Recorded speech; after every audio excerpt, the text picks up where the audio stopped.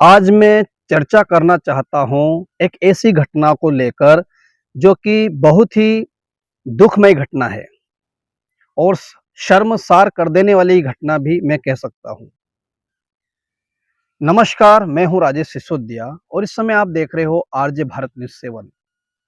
मैं बात करना चाहता हूँ गुजरात राज्य, उसके दाहोद जिला और दाहोद जिले के झालोद तहसील की। झालोद तहसील है, झालोद तहसील में एक गांव है थेरका और उसका माल फलिया करके एक जगह है। वहाँ पर वादी समाज के लोगों के पूर्वजों की कुछ कब्रें थी, बहुत सारी कब्रें थी। वहाँ पर जो कब्रें थी उन कब्रों को ट्रैक्टर के माध्यम से खेड़ दिया गया, उन कब्रों के ऊपर ट्रैक्टर चला दिया गया। वहाँ पर वादी समाज के काफ़ी लोग पहुँचते हैं, बहनें रोती है, चीखती है, चिल्लाती है कि अब उनके पूर्वजों का क्या होगा। उन्हें यह भी समझ में नहीं आ रहा है कि किसकी कब्रें कहाँ पर थी। उनकी कुछ मांगे भी है, कुछ बातें भी है। तो आइए हम इस खबर को थोड़ा-सा हाइलाइटेड देखेंगे क्योंकि इसके ऊपर हमने पूरी खबर विस्तार पूर्वक पहले बनाई है। तो आइए पहले हम सुनते हैं कि वो लोग क्या कहना चाहते हैं। आ लोकोए થોડું કર્યું કરતા કરતા કરતા આયા અમારી સમાધિ તોડવાથી તમે અગર તોડ નાખવાની હોય તો અમારે 2 મહિના પછાડી 2 હોળી ઉપર અમારે 2 મહિના પહેલી આ સમાધિ પાકી શમશાન અમારે બનાવી તારે અમને જાણ કરતા કે તમે આ સમાધિ કેમ બનાવી અહીં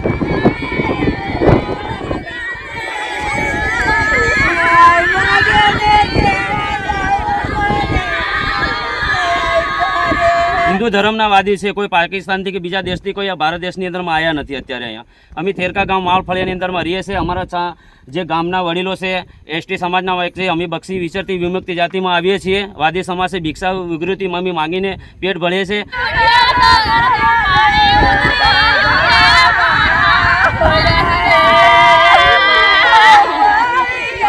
में मारा काका बाबा बधा वडीलो ठेठ वाड़िया वावथी अहीं दफन करता था। पछी अहींया 7 गामोनी दफन अहींया करेली छे। कोई भी मरी जाए तो अमारे कई लई जवाना माणसो अमारा छोकरा मारा भाई ना अमारो परिवार मरदा अमारे कई लई जवानु। बेन हमने पासी मरी गई। मारा बधा 500 मरी गया। बाप 8 मरी गया। मारा एक घर ना एक 8 मरी गया। तो मोटी मोटी भिक्षा मांगी मांगी करियो तो अमाने जणाव करता पेलो तो मारी जमीन छे तमे केम वादी लोग डाटो। प्रांत अधिकारी साहेब ने पण आ अरजी अमे आपी छे। पुलिस झालोद पुलिस स्टेशने पण आपी छे। तो जमादार एवो के साहेब केवा मांगे छे के तमे नकल कढाणी लावो। तो साहेब अमारी कोई एटली मोटी प्रोसेस नहीं कि अमी नकल कढाड़ी सके सरकारी जमीन में पड़तल जमीन में। अने जे जमादार साहेब है कटारा साहेब एवं कहवा के तमे नकल काढी लाव। आ छानबीन सरकार ने करवी जोईए साहेब से बराबर से। अमी नकल आपी छे, अर्जी आपी छे पुलिस स्टेशने तो हजू तक एफआईआर दाखल नहीं कर्या।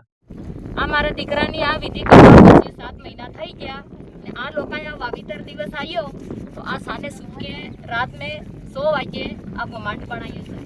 મારો દીકરો એકલો હતો ઘરે મે નહીં આવ્યો સાહેબ પોલીસ પાસે અમે ગયા હતા। આજે 4 તારીખની અમે ફરિયાદ અરજી આપેલી છે। તો આ હજુ તક અમારો નિર્ણય કેમ નહીં આવ્યો એમ કરીને અમે પોલીસ સ્ટેશને ગયા તો પોલીસ વાળા એમ કહેવા માંગે છે કે તમારી પાસે શું હોતો છે। તો અમે આ નકલ બતાડી અમારી પાસે આ નકલ છે સાહેબ। તો એમ કે આનો તમે અરજી આપો અહીં મામલતદાર સાહેબ ને। તો મામલતદાર સાહેબ પાસે અંદર અમે ગયા રેવન્યુ તલાટી પાસે ગયા તો એમ કહેવા માંગે પડતલ જમીનની કોઈ માપણી આવે નહીં, તમારે હકદાર હોય નામ હોય તો માપણી આવે એમ કરીને। તો એ બી અમે મામલતદારમાં બી ગયા સાહેબ, કોઈ ઓનલાઈન અરજી બી નથી લીધી અને સરકારી પડતલ જમીનની કોઈ માપણી આવે નહીં, તમારે ડાયરેક્ટ દાહોદ પણ અમે અરજી આપી છે સાહેબ। અમે 500 દિવસથી આજે દરજે મરી ગયા સાહેબ। એટલી અમારી વિનંતી અમારા ગરીબ માણસ મારે સાલી વર્ષ નથી થતું કોઈ કામ કોઈ અમારે ગામનો કોઈ વાડી હવે સાહેબ અમને કઈ રીતે ખબર પડે કે અહીંયા મારા અપ્પાની સમાધિ આ મારા ભાઈ હમણાં 6-7 મહિના થયા એ મૃત્યુ થયા એટલે અમે પાકી સમાધિ કરી કે અમે 2-5 રૂપિયા હોશિયાર થયા એટલે પાકી કરી લીધી। પણ મારા અપ્પાની અહીં જગ્યા પર હતી तो ये लोग डायरेक्ट બધું કાઢીને પૂરું કરાવે। મારા અપ્પાની સમાધિ આ જગ્યા પર અમે કઈ રીતે કહી શકીએ।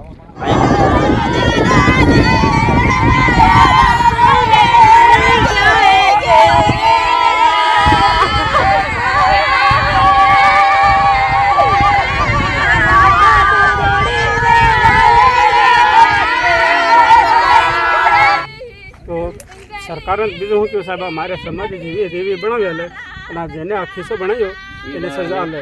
बराबर। क्या શું નામ તમારું? નિલેશ आज